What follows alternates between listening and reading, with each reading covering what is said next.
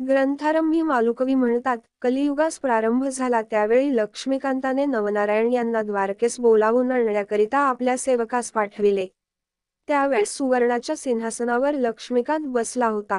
जवळ उद्धवही होता. इतक्यात कवी, हरी, अंतरिक्ष, प्रबुद्धी, पिप्पलायन, अविर्होत्र, आईर्होत्र, चास, ध्रुवमीन आणि करभाज असे 9 नारायण तेथे येऊन दाखल झाले.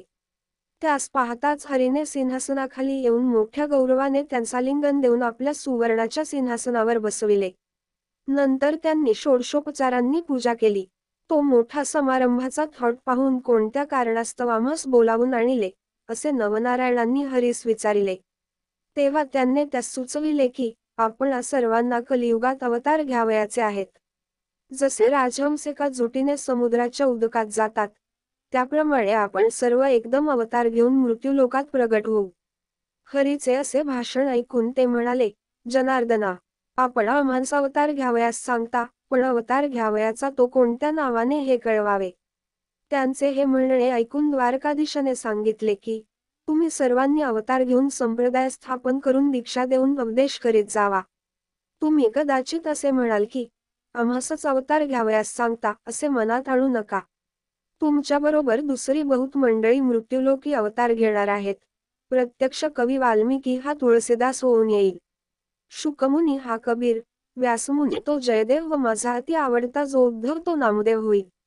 जांबुवंत हा नरहरी या नावाने अवतार घेऊन प्रसिद्धीस येईल.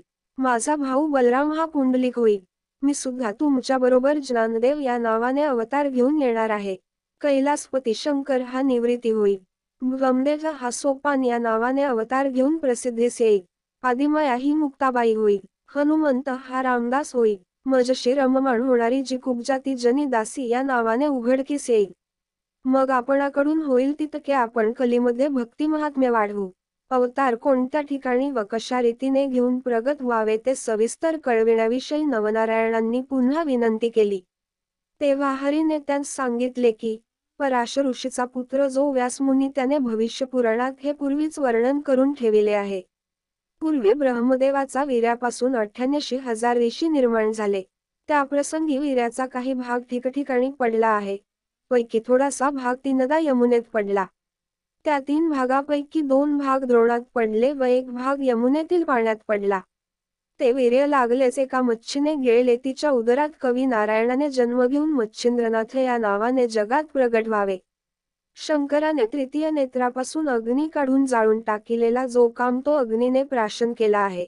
यास्तव अंतरिक्ष नारायणाने त्याच्या जठरी जन्म घेऊन जालंधर नावाने प्रसिद्ध व्हावे. ते अशा रीतीने की, कुरुवंशात जन्मेजय राजाने नागसत्र केले आहे. त्याच्याच वंशात बृहद्रवा राजा हवन करीत, तेव्हा द्विमूर्धन अग्नी गर्भ सांडील. त्या प्रसंगी जालंधराने त्या यज्ञकुंडात प्रगट व्हावे. 88,000 ऋषी झाले तेव्हा ब्रह्मदेवाच्या वीर्याचा काही अंश रेवातीरी सुद्धा पडला आहे. तेथे चमसनारायण याने रेवणसिद्ध या नावाने प्रगट व्हावे. त्याच वीर्यापैकी थोडासा अंश एका सर्पिणीलाही मिळाला होता. तो तिने प्राशन केला. मग जन्मेजय राजाच्या सर्पसत्रात ब्राह्मणांनी साऱ्या सर्पांची आहुती दिली. त्या समयी हिच्या उदरात ब्रह्मबीज आहे, असे जाणल्यावरून त्या सर्पिणीला आस्तिक ऋषीने वडाच्या झाडाखाली लपवून ठेविले. पूर्ण दिवस भरल्यानंतर ती आडडे तेथेच टाकून निघून गेली. ते आडडे अजून तेथे होते तसे आहे. त्यात आविर्होत्र नारायणाने जन्म घेऊन वटसिद्ध नागनाथ या नावाने प्रसिद्ध व्हावे. मच्छिंद्रनाथ याने सूर्यरेत प्राप्तिस्तव मंत्र म्हणून दिलेले भस्म उकिरड्यावर पडेल. त्यात सूर्य आपले वीर्य सांडील. ते उकिरडामय असेल. त्यात हरिनारायण याने गोरक्ष या नावाने प्रगट व्हावे. दक्षाच्या नगरात त्याची कन्या पार्वती हिला लग्न समारंभसमयी पाहून ब्रह्मदेवाचे वीर्य गळाले. त्या समयी त्यास परम लज्जा उत्पन्न झाली. मग ते वीर्य रगडून चौफेर केले.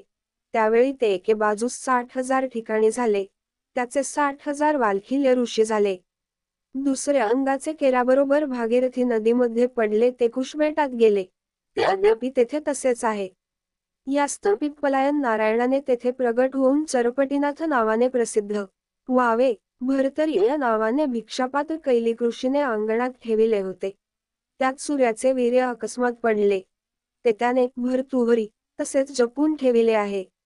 त्यात भृमीन नारायणाने संचार करून भर्तरी या नावाने अवतीर्ण व्हावे. हिमालयाच्या अरण्यात सरस्वतीचे उद्देशाने ब्रह्मदेवाची वीर्य गळाले. त्यातले थोडेसे जमिनीवर पडले. त्यावरून वाघ चालल्यामुळे त्याच्या पायात राहिले व थोडेसे हत्तीच्या कानात पडले. त्यात प्रबुद्धाने संचार करून कानिफा या नावाने प्रगट व्हावे. गोरक्षाने चिखलाचा पुतळा केला. त्यात करभंजनाने संचार करावा. अशा रीतीने कोणी कोठे व कसे जन्म घ्यावयाचे याही नवनारायणांना खुलासेवार समजूत करून दिली. मग ते आज्ञा घेऊन तेथून निघाले व मंदराचलावर गेले. तेथे शुक्राचार्यांच्या समाधीजवळ समाधीस्थ होऊन राहिले. पुढे हे 9 व शुक्राचार्य असे 10 जण निघाले. एके दिवशी शिव पार्वती कैलास पर्वतावर असता. तुम्ही जो मंत्र जपत असता त्याचा मला अनुग्रह द्यावा, असे पार्वतीने शंकरास म्हटले. हे ऐकून तो तिला म्हणाला, मी तुला त्या मंत्राचा उपदेश करीन, पण यासाठी एकांतस्थान पाहिजे. तर चल, आपण ते कोठे आहे त्याचा शोध करू. असे म्हणून ती उभयता एकांतस्थान पाहावयास निघाली. ती फिरत फिरत यमुनेवर आली. तेथे मनुष्याचा वास नव्हता. यामुळे ते स्थान त्यांनी पसंत केले व तेथे ती उभयता बसली. तेथे पार्वतीस सुंदर मंत्रोपदेश करू लागले. पण ज्या एका मच्छने ब्रह्मवीर्य गिळून यमुनेत प्रवेश केला होता, ती गर्भिणी जवळच उदकात होती. तिच्या उदरातील गर्भ तो मंत्र ऐकत होता. तेणे करून त्यास शुद्ध ज्ञान प्राप्त झाले व द्वैतभाव नाहीसा होऊन तो ब्रह्मरूप झाला. उपदेश संपल्यावर उपदेशाचे सार काय समजलेस म्हणून शंकराने पार्वतीस विचारले.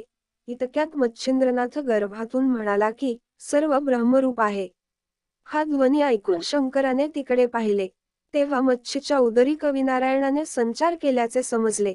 मग त्यास शंकराने सांगितले की तुला माझा उपदेश ऐकल्याने पुष्कळ लाभ झाला, परंतु हाच उपदेश मी तुला दत्तात्रेयाकडून करवीन. यास्तव तू पुढे बदरिकाश्रमास ये, तेथे मी तुला दर्शन देईन. असे सांगून पार्वतीसह शंकर कैलासास गेले. मच्छिंद्रनाथ मच्छीच्या उदरामध्ये तोच मंत्र जपू लागला. पूर्ण दिवस भरल्यानंतर त्या मच्छीने अगडे नदीतीरी टाकून आपण उदकात निघून गेली. पुढे काही दिवसांनी कित्येक बकपक्षी मासे धरावयास यमुनातटी आले. त्यांनी ते अगडे पाहिले व लागलेच आपल्या तीक्ष्ण चोचींनी फोडिले. तेव्हा त्याची 2 शकले झाली व एका शकलात ते बालक पाहून व त्याच्या कर्कश रडण्याचा शब्द ऐकून ते भिवून पळून गेले. पुढे तो शिंपला कामिक नावाच्या कोळ्याने पाहिला. त्यात सूर्यासारखा दैदिप्यमान बालक पाहून त्याचे अंतःकरण कळवळले आणि कोणीतरी सावज या कोमल बालकास मारेल असे त्यास वाटले. इतक्यात आकाशवाणी झाली की हा साक्षात कविनारायणाचा अवतार आहे. ह्या बालकास तू आपल्या घरी घेऊन जा. नीट संरक्षण कर व याचे नाव मच्छिंद्रनाथ असे ठेव. ह्याच्याविषयी तू मनात किंपी संशय आणू नको. ते ऐकून कोळ्याने त्यास घरी नेऊन आनंदाने आपल्या शारदता स्त्रीस दिले व मुलगा आपणाला ईश्वराने दिला म्हणून सांगितले. तिने त्यास घेऊन अति आनंदाने स्तनाशी लाविले. तो पान्हा फुटला. मुलगाही दूध पिऊ लागला. मग मुलास न्हाऊ माखू घालून पाळण्यात निजविले. आधीच त्या उभयतांना मूल व्हावे म्हणून आशा सुटली होती. तशात अवचित पुत्ररत्न हाती आल्याने त्यांस अनुपम आनंद झाला. मच्छिंद्रनाथाचे वय 5 वर्षाचे झाल्यावर एके दिवशी त्यास समागम घेऊन त्याचा बाप कामिक मासे मारण्यासाठी यमुनेवर गेला. तेथे त्याने मासे मारण्यासाठी जाळे पसरिले आणि पुष्कळ मासे त्यात आल्यावर ते बाहेर मच्छिंद्रनाथाजवळ आणून ठेवून पुन्हा जाळे घेऊन तो पाण्यात गेला.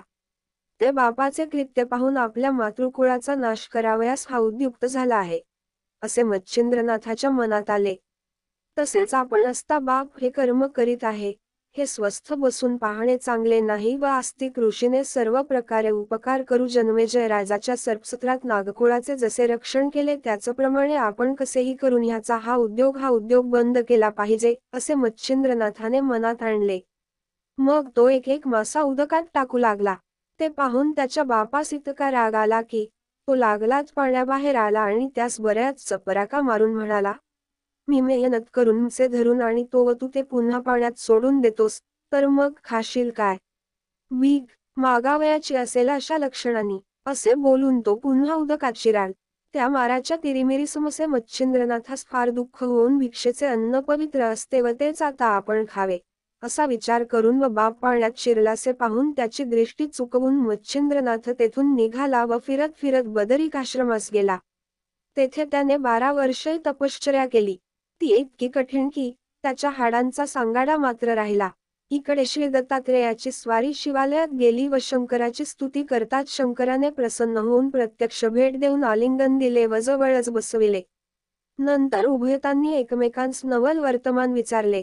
तेव्हा बदरिकाश्रमाचे अत्यंत रमणीय अरण्य पाहण्याची दत्तात्रेयाने आपली इच्छा असल्याचे शंकरास कळविले. मग त्यास बरोबर घेऊन शंकर अरण्यात गेला. त्याच समयी मच्छिंद्रनाथाचा उदयकाल होण्याचे दिवस आल्याकारणाने तो योगायोग घडून येण्यासाठीच दत्तास अरण्य पाहण्याची वासना होऊन त्यास शंकराचा रुकारही मिळाला. ते